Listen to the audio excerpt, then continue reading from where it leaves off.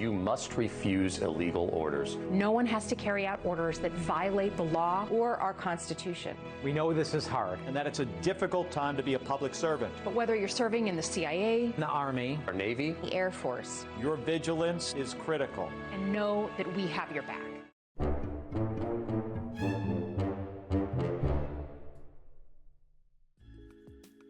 Hi the devil are we? I'm Matt, and we're looking at more things that are going on across the pond in the good old US of A.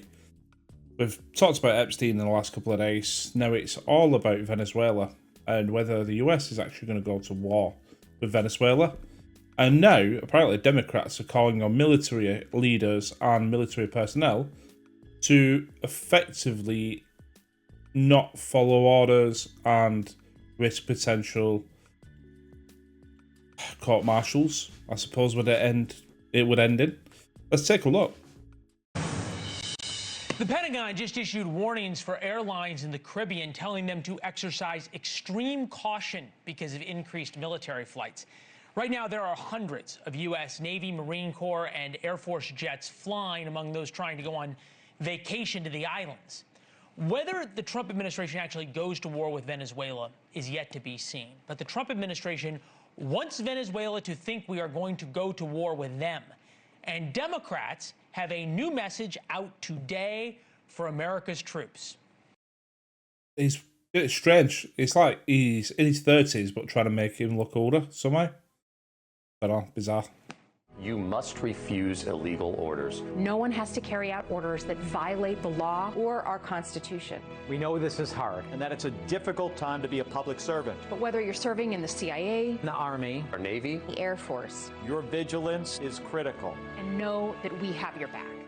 Okay, I understand the message, but it was a bit cringe the way it was delivered. It was almost like bloody Gal Gadot with the "Imagine all the people."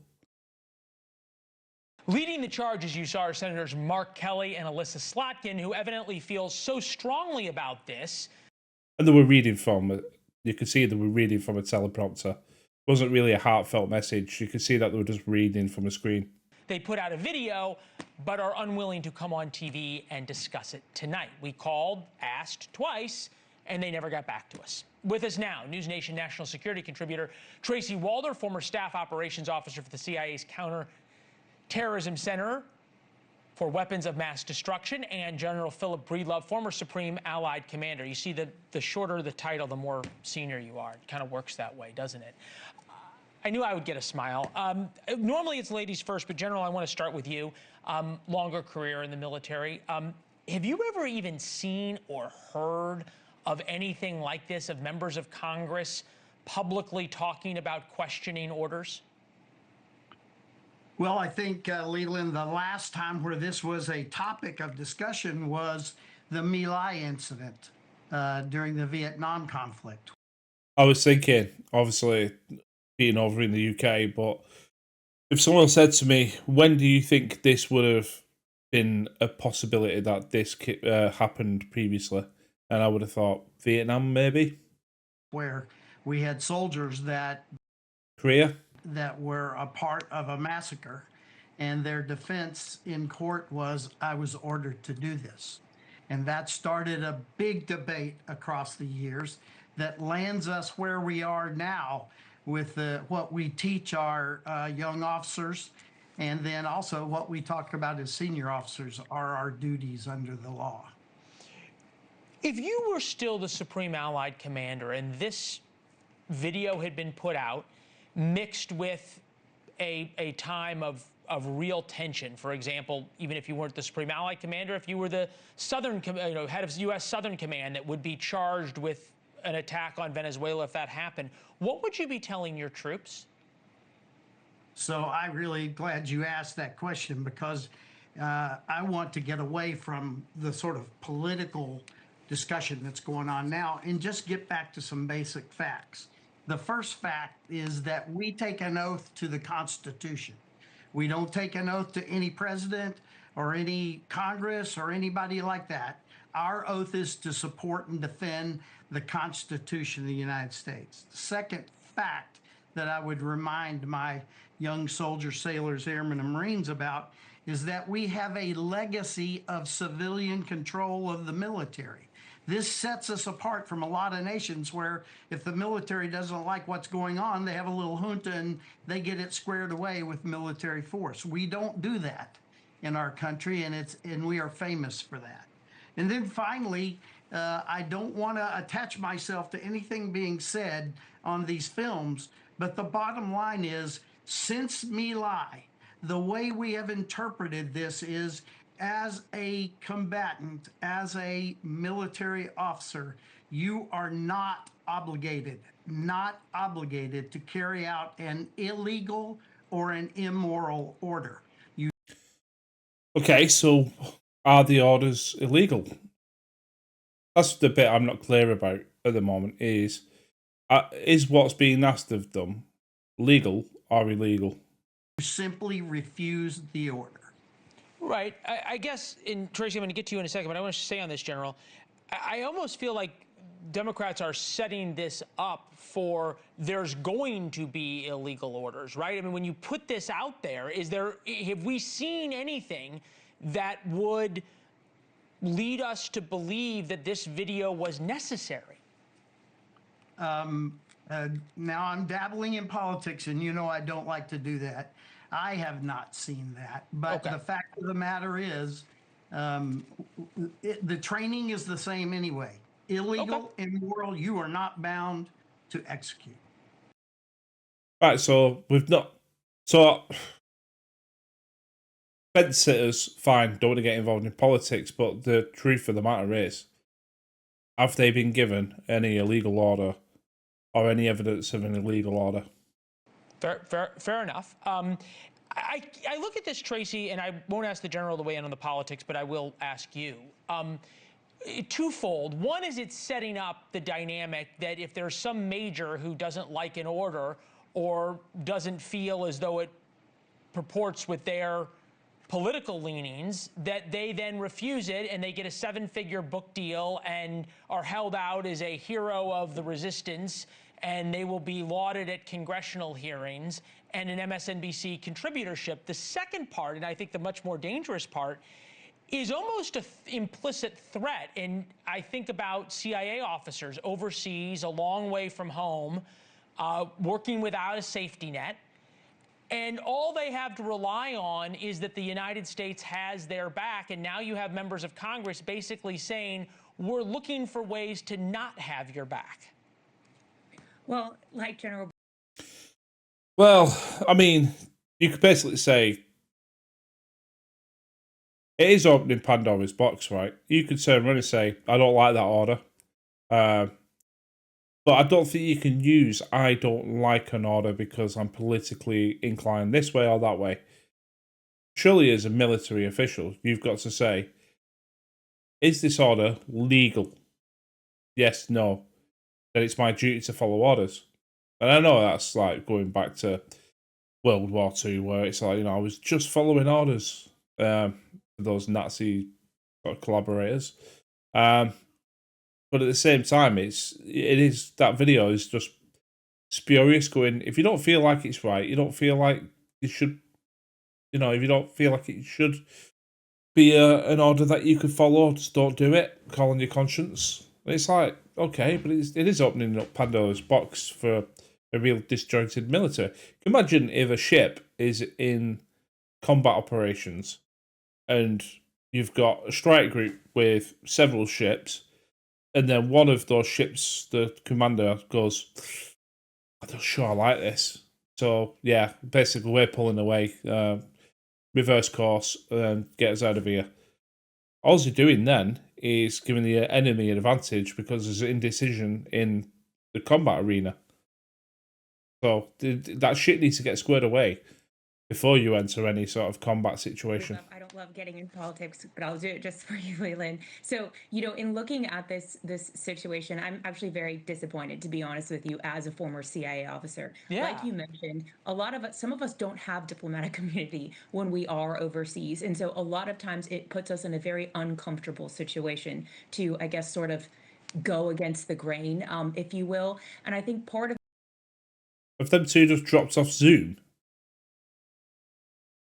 Is she on here? What's going on? The problem here is that I worked at CIA under 2 different presidents. One I voted for and one I didn't. And it really didn't matter. And I do have a former colleague who actually did pay the price for doing what he thought was best. And he did go to jail as a result of that, and rightly so. So there are rightly so that he went to jail.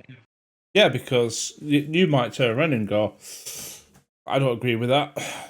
I don't, but you know, you're in a position where by following orders, people die.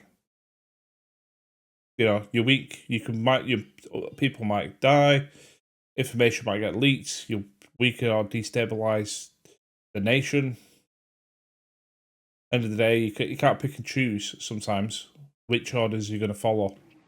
Yes, rightly so that he went to jail because he divulged classified information because he, quote, felt it was wrong and felt it was morally wrong what had been done. And so the reality is you are not free from prosecution. And so the idea when Elissa said, you know, we have your back, they can't possibly guarantee that. And you are putting these workers in a very difficult situation to possibly lose their livelihoods or be prosecuted. And that's a good point. It's like, yeah, we've got your back.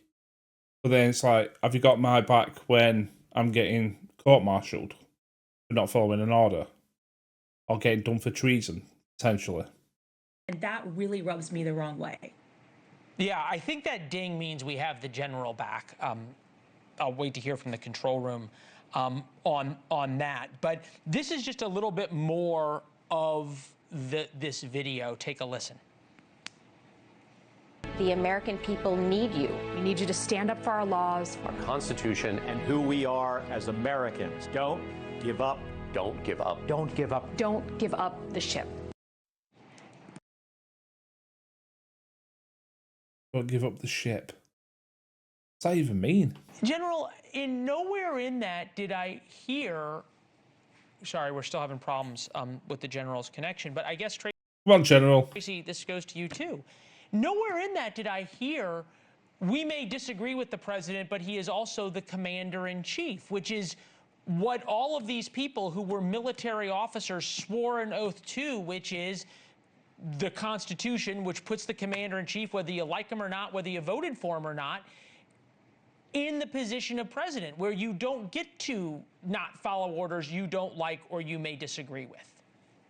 And it also sets a dangerous precedent, to be completely honest with you. I really feel like, in a way, CIA, FBI, the whole intelligence apparatus has really been undermined, quite frankly, in the past few years. And this is doing more of that. People are saying it's become too partisan. Well, now people are going to expect that it's more partisan, and rightly so. If you are asking people to essentially disobey orders, I'll just give you a quick anecdote. When I was at CIA, I very much supported the war into Afghanistan. I did a lot of things to help support that.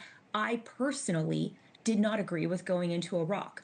What I personally think doesn't matter, because it was my job to collect information to try to give the military the best possible information that I could. And so I really think we are asking people to put other people's lives at risk. And it's easy for these people in Washington to come out with this like basic shit video where they're reading off a teleprompter, like some sort of Hollywood meme of, you know, like everyone singing "We Are the People," when you're basically saying, we've got your back, you know, don't follow orders, do what you think is right, rather than doing what you should be doing, which is following orders and the chain of command.